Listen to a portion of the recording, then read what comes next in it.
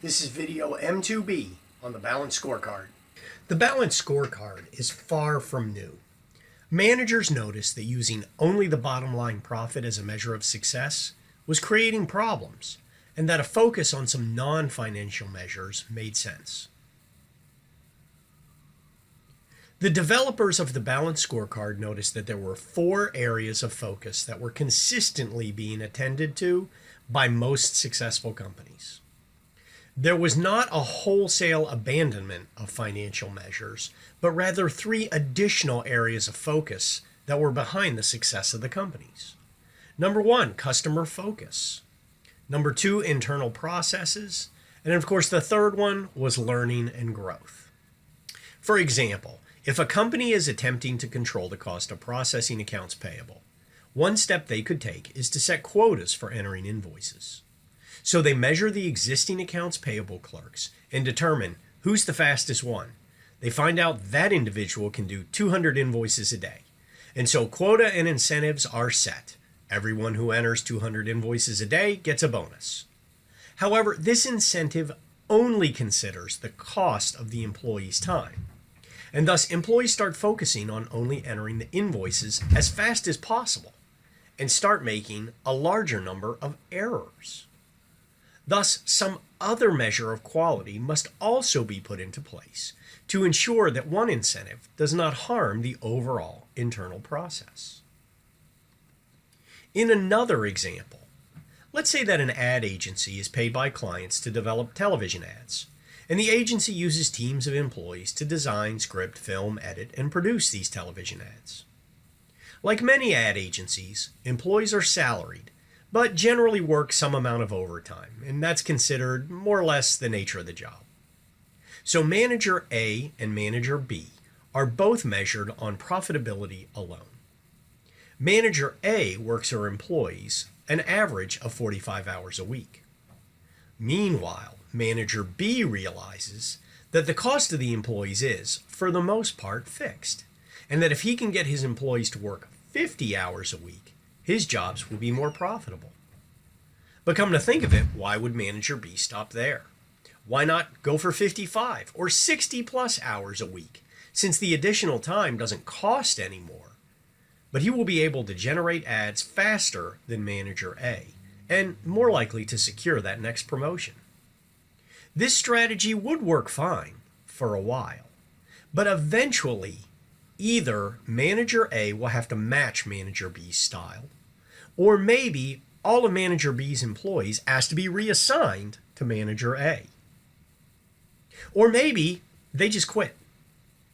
Either way, unless working 60 hours a week is expected by employees in the industry, eventually the long-term effects of Manager B's strategy will fail through either quality or employee retention. For more on the Balanced Scorecard, let's watch this next video.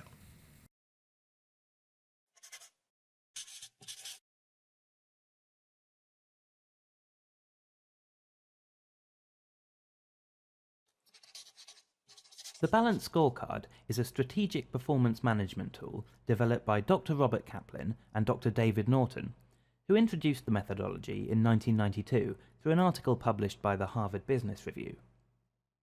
They examined the most successful businesses across the world and found similarities in the way they were run.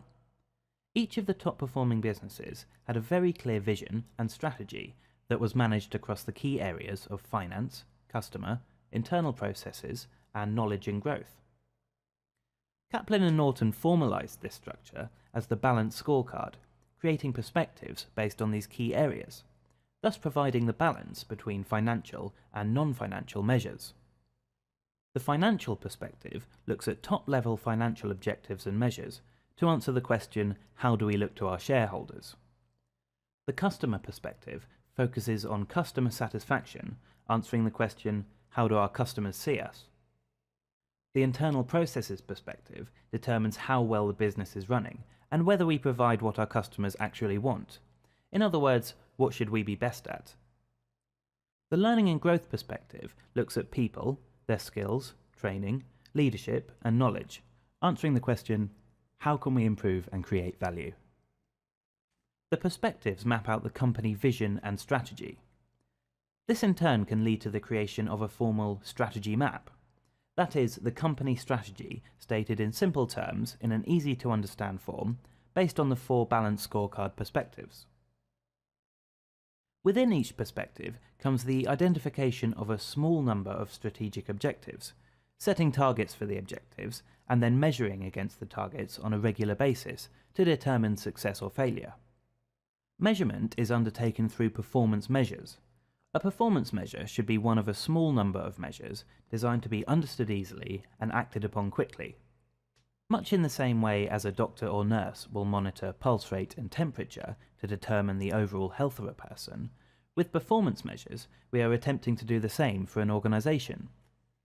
Performance measures must contain both leading and trailing measures. All too often we concentrate on trailing measures. Why? Because they are easy to measure and they're accurate.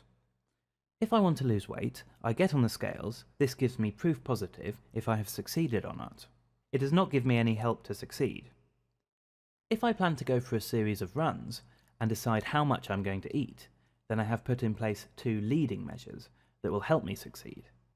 Leading measures are harder to identify, but they are the only measures that can be influenced and therefore make a difference. It is better to focus on a small number of things that will influence change rather than so many that nothing gets achieved at all.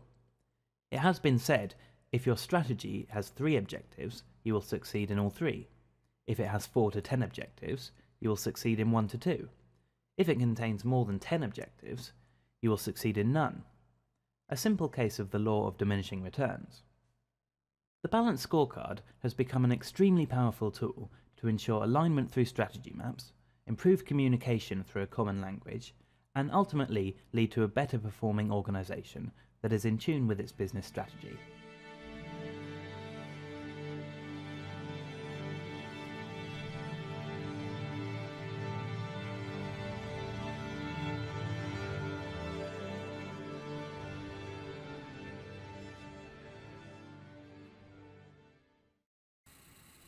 That concludes our look at the Balanced Scorecard and this video. Part of your homework assignment this week is related to the Balanced Scorecard. If the textbook and the video don't cut it for you, the web is absolutely chock full of Balanced Scorecard information. Thanks for watching.